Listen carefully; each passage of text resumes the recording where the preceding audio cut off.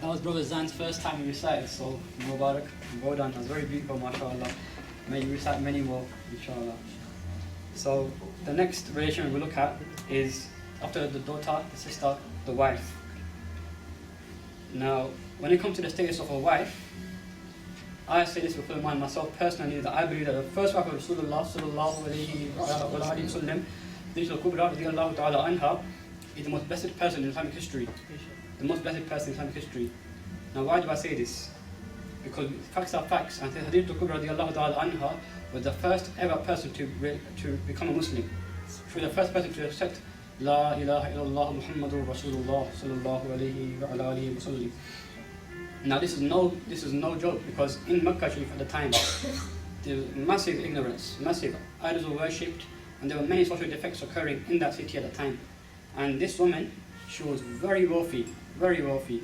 If you look at her wealth measured in today's society, it will equal to billions, not millions, billions. That's how rich she was.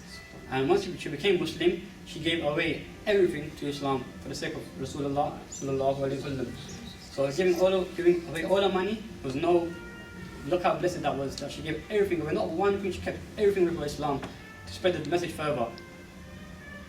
And in Islam, there's a ruling that if someone starts off a good deed and others follow it, then because the person started a good deed off, others will also gain the reward, and others follow it, the first person will also gain that reward as well.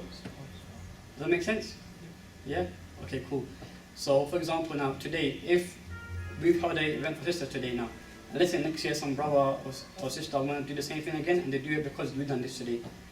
And if they do it with the intention that we've done it, now, even if we us lot don't come back ever again, we will get that reward that they get, because we were the first one to start this off. Now, looking at the bigger picture, Khadija al-Kubra radiyallahu ta'ala anha was the first person to accept Islam. So from her time till Qiyamah, every single person who becomes a Muslim, every bit of sawab that we're getting, she's getting all of it. Subhanallah. So we are here today, our parents, our granddads, our forefathers, and then further on our children, their till Qiyamah, every single person, that sawab she's getting. So for the whole history of Islam, anyone can match that reward that she'll gain. Subhanallah. And more about this Khadija al-Kubra radiyallahu ta'ala anha, last year Sheikh al-Nawawi came, and some of you know, remember that. Did you remember that talk? When Sheikh al-Nawawi came with the Milad. Yeah, in that video, it's on YouTube. If you watch that video, it's 6 parts. In that video, they describe beautifully how Hazrat husband and wife, Hazrat Rasulullah sallallahu alayhi wa alihi wa sallam, and Khadija al-Kubra radiyallahu ta'ala anha struggled in the early stage of Islam. How they would give dawah Rasulullah and they would be stoned, they'll be hit, they'll bleed, but she would accompany them side by side. They would go and give dawah and get beaten up, she would carry behind the bandage and clean the blood of them. That was the love and bond that they had. So this is the greatest woman in Islam, looking at a wife. And the last but not least is a mother. Now, many of us, alhamdulillah, we've heard so much about a mother, the greatness of a mother. I could stand here one night and give lectures, but we still couldn't repay our mothers ever what they've done for us. I'll give one hadith, and I'm sure you've heard it anyway. So one companion radiallahu ta'ala anhu came to Rasulullah and said, Ya Rasulullah sallallahu alayhi wa alihi wa sallam, I want to participate in a war for the sake of Allah. Rasulullah, now what did they reply? Let's take a look at the reply. What did they ask? They didn't say, okay, when you're ready, can you come now? They said, one question they asked, is your mother alive? They asked, is your mother alive? The companion radiallahu ta'ala anhu replied, yes, she is. Now, brothers, let's take a careful look at this reply from Rasulullah sallallahu alayhi wa alihi wa sallam. What did they say? They didn't say, come with me. They didn't say, we'll give her money, she'll look after herself. No. Look after her as paradise is under her feet. Subhanallah. So look at that. So rather than, it's more beneficial for a man today to look after his mother than go out to fight for the sake of Allah Ta'ala. How great is that? How great is a mother's status? And now this hadith, the key point to look at, a few key points, especially with the sisters. Now they said under her feet. They didn't. Now a lot of the shaitan might whisper to us and say that maybe this mother was a pious woman. That's why Rasulullah said that have it under her feet. No, in the hadith it said under her feet. They weren't looking at her status, whether Now, the hadith didn't say that, because she prays all her namaz, you go look after her, she's a good person, or she don't backbite, or she gives her money, or she keeps her rosé. No. Regardless of whether our mothers don't even ever pray, even then, for us as their children, heaven, for us, it's under their feet. And look at the word, not even at their feet, but under their feet. SubhanAllah. So look at the great status that a mother has in Islam. And this is why a lot of women, they do sometimes complain that, oh, man has greater status in Islam than women.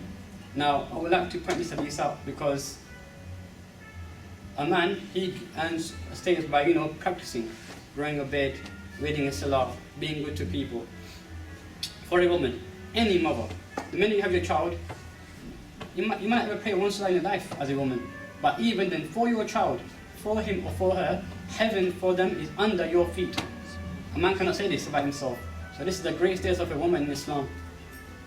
And another point I have to leave on is that last week I went to see my sheikh and they said something very beautiful. They said that every mother is a friend of God. SubhanAllah. How beautiful is that? So that shows that, again, regardless of your deeds, whether you practice or not, every mother of ours is a friend of God for us. I'm sure you believe that, alhamdulillah. Anytime you're in difficult, whatever you, Mom, please do dua for me. Just before I came out here, I told Mom, please do dua for me. So yeah, brothers and sisters, we must always respect our parents because this is the only thing to find success in. And so that's being covered. The daughter, Sayyidah Fatima, how Rasulullah showed respect to her. Sister, how Hazrat Zainab, Salaamullah alayha, assisted her brother in standing over the truth. We have the status of a wife, a wife, Hadith al-Kubra radiallahu ta'ala anha, and the status of a mother. And now I'd like to bring forward our special guest speaker for today. Some of you already know him. He graduated last year from Middlesex University with a business and Arabic degree. He's returned today, alhamdulillah, to give a talk. And he's a imam of a masjid. He regularly teaches Arabic to children there. So he's not just any person who's gone to YouTube or copied some notes from any website and boy to speak to you. No, he's actually spent his time and studied for deen. And many hadith, there are that the person who seeks knowledge in Allah's bargah, he's a very, very, very special person. So I'd like to bring forward to you a key seeker of knowledge, our brother Abu Bakr bin Manal al-Shadili. Nare Takbir, Allahu Akbar, Nare Risalat, Ya Rasulullah. Nare